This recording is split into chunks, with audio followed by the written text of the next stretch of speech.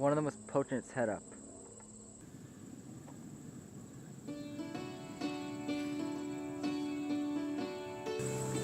I think about the why every day when I wake up, and I think about the why every evening at the end of the day, the whys and the how comes. And it's the connection with the animals, with the livestock. They interest me, they give me purpose. They show me a cycle of giving and taking, and life and death and birth, which is all part of it. And the open spaces, which I cherish and I appreciate. And the pride that comes with sitting down at the table with your family or your friends and saying, we did this.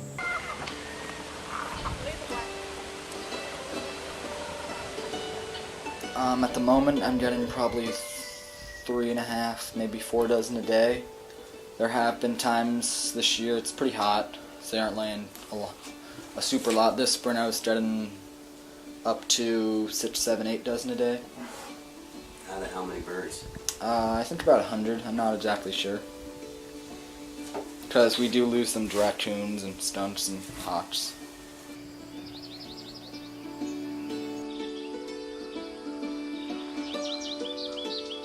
I don't know, with the economy the way it is, it's going to be interesting how it's going to go. If people are going to be willing to spend a little bit more money on the higher quality food.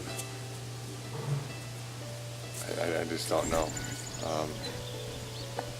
Your costs going up? Yeah. Well, I raised the price of my milk from $4 to $5 last year. And it'll be interesting. This is the first year I'm really going to seriously keep track of my expenses. I'm going to try and break it down very precisely. So we'll see how that all works out. If I have to raise the price of milk again, I'm going to keep it going. I want to make my own feed here. So that's going to be another challenge. I've been buying it all in. The price of fuel going up, it's expensive. If I can make my own food here, winter feed, which is I have to buy a whole new line of equipment to do it. Hopefully I can share that expense with somebody else. And I like doing it. It's a big challenge. It's never the same day. There's always different stuff going on, different challenges, new grazing techniques, new grazing equipment, different ways to do things.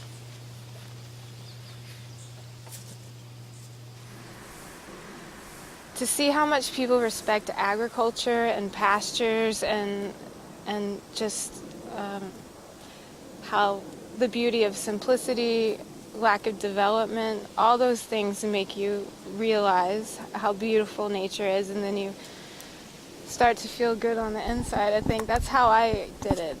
I found a place that I really felt at home, I guess. I don't know. It's hard to farm, but I've been given a lot of opportunity and the ball to run with, and you don't get that. I don't think you find that all over. Getting products to market is crucial for any producer. You can grow as much as you want, but if you can't sell it, that's a problem. I think that we haven't even scratched the surface on how much food we can actually grow locally.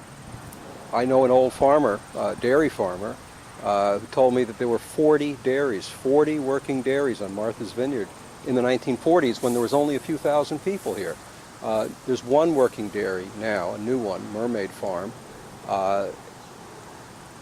yet there's 20,000 people who live here year-round. So I think that the pendulum is starting to swing in the other direction, where there will be an interest and a priority placed on consuming products more locally. They'll have a value to people, and they'll command a higher price because we don't have the economy of scale here.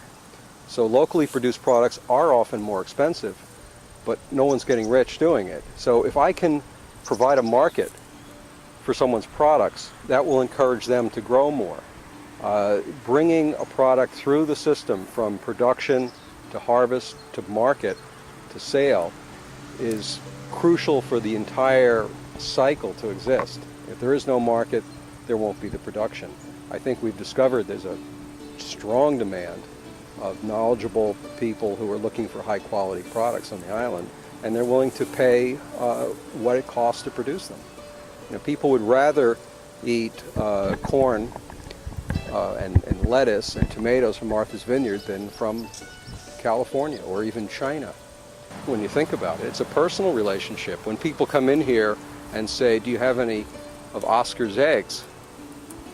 They know that Oscar isn't Pepperidge Farm. It's not just a made-up name. They know he's a guy who's got a lot of chickens down in Vineyard Haven, and he takes great care of the chickens and takes great care of his product. So the demand is there.